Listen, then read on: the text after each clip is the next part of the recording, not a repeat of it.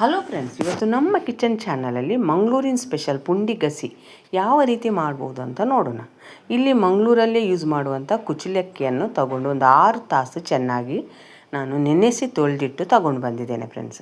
ಇದನ್ನು ಗ್ರೈಂಡರಿಗೆ ಹಾಕಿ ಒಂದು ಸ್ವಲ್ಪ ಉಪ್ಪನ್ನು ಕೂಡ ಇದ್ರ ಜೊತೆಗೇ ಸೇರಿಸ್ಕೊಂಡು ಇದಕ್ಕೆ ಒಂದು ಸ್ವಲ್ಪ ನೀರು ಹಾಕ್ಕೋಬೇಕು. ಒಂದೇ ಸಲ ನೀರನ್ನು ಹಾಕೋಬಾರ್ದು, ಯಾಕಂದರೆ ಇದನ್ನು ನಾನೊಂದು ಸ್ವಲ್ಪ ಗಟ್ಟಿಯಾಗಿ ರುಬ್ಕೊತೇನೆ ಫ್ರೆಂಡ್ಸ್.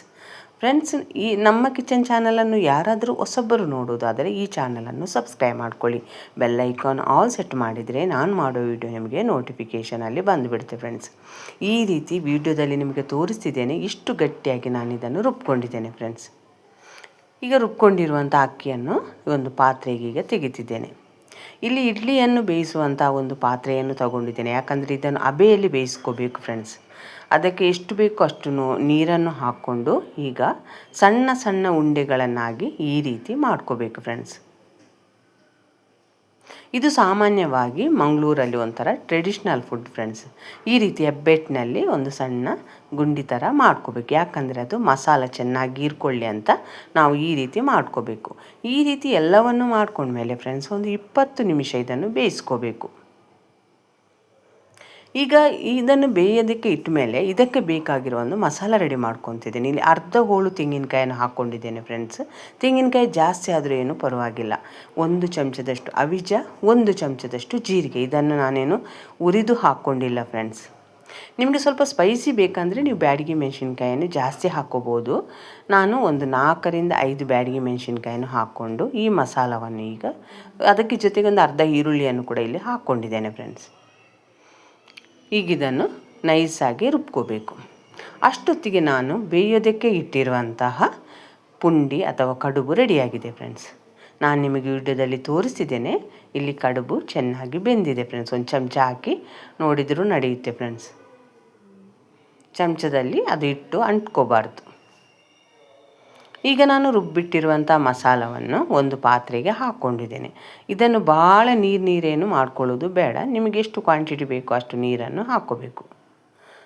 ನೀರನ್ನು ಹಾಕ್ಕೊಂಡು ಒಂದು ಅರ್ಧ ಈರುಳ್ಳಿಯನ್ನು ಕೂಡ ಹಾಕ್ಕೋಬೇಕು. ಈರುಳ್ಳಿಯನ್ನು ಹಾಕಿದರೆ ರುಚಿ ತುಂಬ ಚೆನ್ನಾಗಿರುತ್ತೆ ಫ್ರೆಂಡ್ಸ್. ಯಾಕಂದರೆ ಈರುಳ್ಳಿ ಅದು ಮಸಾಲ ಜೊತೆ ಚೆನ್ನಾಗಿ ಬೆಂದರೆ ಅದರ ರುಚಿನೇ ಬೇರೆ ಇರುತ್ತೆ. ಅದಕ್ಕೋಸ್ಕರ ಈರುಳ್ಳಿಯನ್ನು ಕೂಡ ಹಾಕ್ಕೊಂಡು ಇದಕ್ಕೆ ಬೇಕಾದಷ್ಟು ನೀರನ್ನು ಕೂಡ ಹಾಕ್ಕೊಂಡಿದ್ದೇನೆ. ಒಂದು 2ರಿಂದ 3 ಗ್ಲಾಸ್ ಅಷ್ಟು ನೀರನ್ನು ಹಾಕ್ಕೊಂಡು ಈ ರೀತಿ ಕುದಿಸ್ಕೋಬೇಕು ಫ್ರೆಂಡ್ಸ್.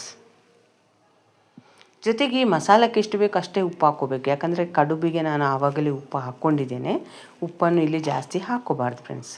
ಮತ್ತೊಂದು ಸಣ್ಣ ಪೀಸ್ ಬೆಲ್ಲವನ್ನು ಕೂಡ ಸೇರಿಸ್ಕೊತೇನೆ. ಸ್ವಲ್ಪ ಸ್ವೀಟ್ನೆಸ್ ಬೇಕಂದರೆ ಜಾಸ್ತಿ ಬೆಲ್ಲನೂ ಕೂಡ ಹಾಕ್ಕೋಬೋದು. ಇದು ಮುಂಜಾನೆ ಬ್ರೇಕ್ಫಾಸ್ಟಿಗೆ ಅಂತೂ ತುಂಬ ಬೆಸ್ಟ್ ಫುಡ್ ಫ್ರೆಂಡ್ಸ್. ಸ್ವಲ್ಪ ಆರೋಗ್ಯಕ್ಕೂ ಇದು ತುಂಬ ತಂಪು ಅಂತ ಹೇಳ್ತಾರೆ. ಆದ್ದರಿಂದ ಇದು ಮುಂಜಾನೆ ಬ್ರೇಕ್ಫಾಸ್ಟಿಗೆ ತುಂಬ ಬೆಸ್ಟಾಗಿರುವಂತಹ ಬ್ರೇಕ್ಫಾಸ್ಟ್.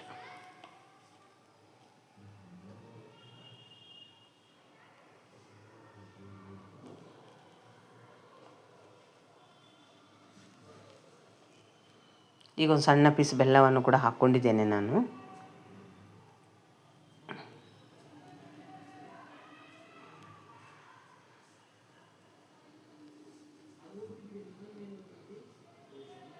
ಈಗ ಇದು ಚೆನ್ನಾಗಿ ಒಂದು ಕುದಿ ಬರಬೇಕು ಫ್ರೆಂಡ್ಸ್.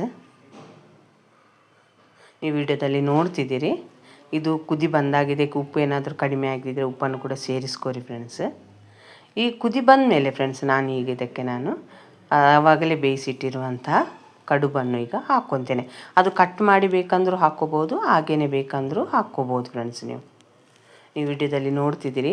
ಈ ಕಡುಬನ್ನು ಹಾಕಿದ ಮೇಲೆ ಭಾಳ ಹೊತ್ತೇನು ಇದನ್ನು ಕುದಿಸ್ಕೊಳ್ಳೋದು ಬೇಡ ಫ್ರೆಂಡ್ಸ್. ನಾನು ಕೆಲವು ಕಟ್ ಮಾಡಿ ಕೆಲವು ಹಾಗೇ ಹಾಕ್ಕೊಂಡಿದ್ದೇನೆ.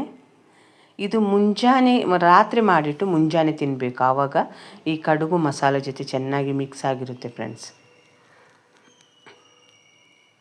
ಮಸಾಲವನ್ನು ಚೆನ್ನಾಗಿ ಹೀರ್ಕೊಂಡಿರುತ್ತೆ.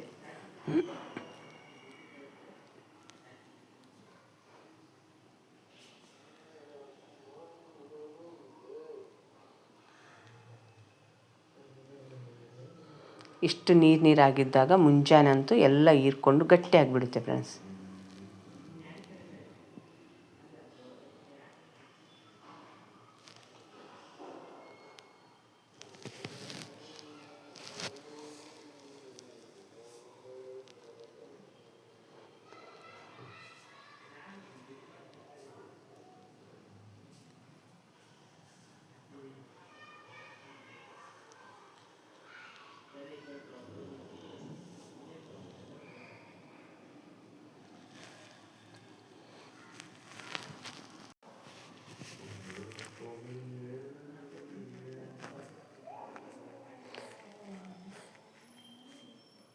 ಇಷ್ಟು ಕುದಿ ಬಂದರೆ ಸಾಕು. ಇದನ್ನೀಗ ಮುಚ್ಚಳ ಮುಚ್ಚಿ ನಾನು ಗ್ಯಾಸನ್ನು ಆಫ್ ಮಾಡ್ತಿದ್ದೇನೆ ಫ್ರೆಂಡ್ಸ್.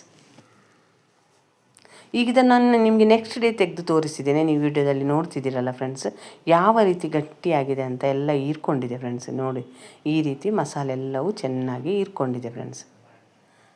ಈ ರೀತಿ ಪುಂಡಿ ಗಸಿ ರೆಡಿ ಆಯಿತು. ವಿಡಿಯೋ ನೋಡಿದ್ದಕ್ಕೆ ನಿಮಗೆ ತುಂಬ ಧನ್ಯವಾದಗಳು.